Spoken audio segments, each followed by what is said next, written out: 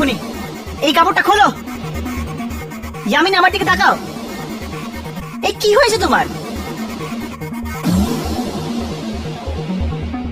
হর্ষ, হর্ষ, আমার মনে হয় যে ওর মধ্যে ওই সব আত্মা ঢুকে গিয়েছে। খুলবে না, এই কাপড়টা খুলবে না। আমাদের এটার প্রয়োজন আছে, আর তোমাদের দুজনকেও। যামিনী, যামিনী, নিজেকে সামলাও যামিনী। রাঘব, ইয়ামিনী, ইয়ামিনী তুমি ঠিক আছো তো?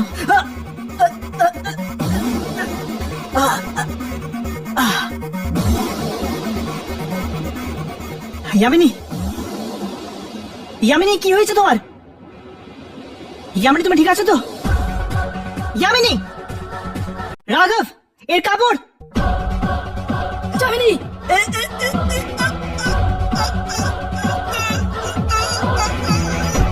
যামিনী, ওকে ছাড়ো।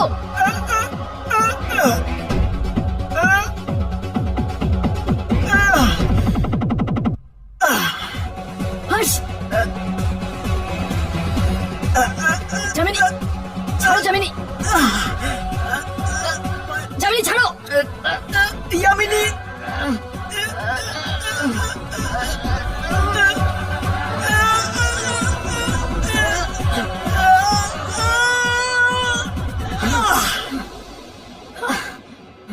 ইয়ামিনী, যামিনী, ইয়ামিনী, ইয়ামিনী, ইয়ামিনী, ইয়ামিনী, ওঠো, ওঠো। আমার কি হয়েছিল? কি হয়েছিল? হর্ষকে একেবারে ওপরে পাঠাবার ব্যবস্থা করে দিয়েছিলি তো। তুই ওকে মেরে ফেলতে চাইছিলি। হর্ষের প্রাণ? এটা কি বলছিস রাঘব? আমি হর্ষকে একটা আঁচড়ও দিতে পারি না।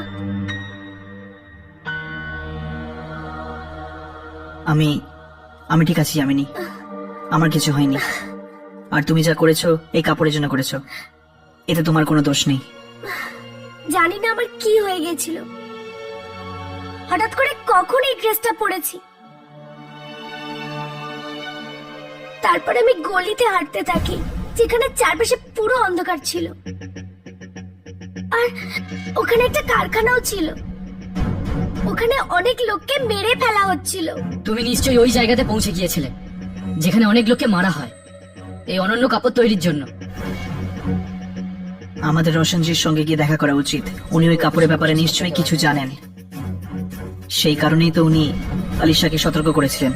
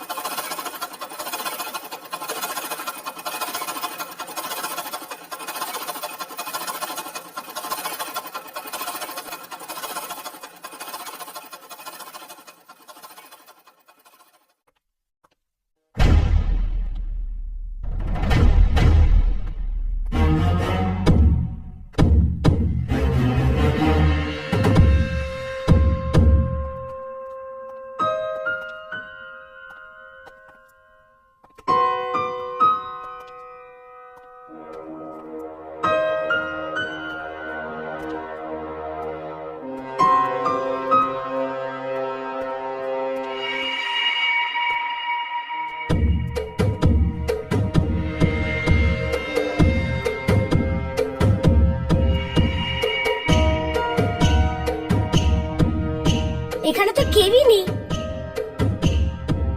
কেউ আছেন? কেউ আছেন এখানে? আমার তো মনে হয় এই অফিস বন্ধ। কিন্তু দরজা তো খোলা ছিল। চলো বাইরে গিয়ে কাউকে জিজ্ঞেস করি। তোমরা এখানে কি চাই?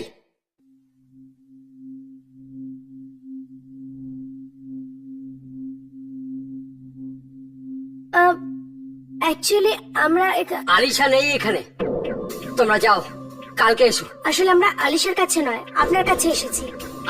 আমার সঙ্গে? কিন্তু কেন? কারণ একমাত্র আপনি এই কাপড়ের সম্বন্ধে আমাদের কিছু বলতে পারেন। না না, আরে তোমরা যাও এখান থেকে। আমি কোনো কাপড় টাপড়ের ব্যাপারে কোনো কথা বলতে চাই না। আলিশা আজকে দেখা করবে না, যাও এখান থেকে। বললাম না, যাও এখান থেকে। দেখুন দাদা, আপনি যদি এরকম চুপ করে থাকেন না, তাহলে ওই কাপড় আর না জানি কতজনের প্রাণ নিয়ে নেবে। দেখো, তোমরা এর মধ্যে নাক না গলালেই ভালো হয়, না হলে তোমাদেরও জীবন সংশয় হয়ে যাবে বলে দিলাম। বিপদ নিয়ে খেলা তো আমাদের কাজ। কি?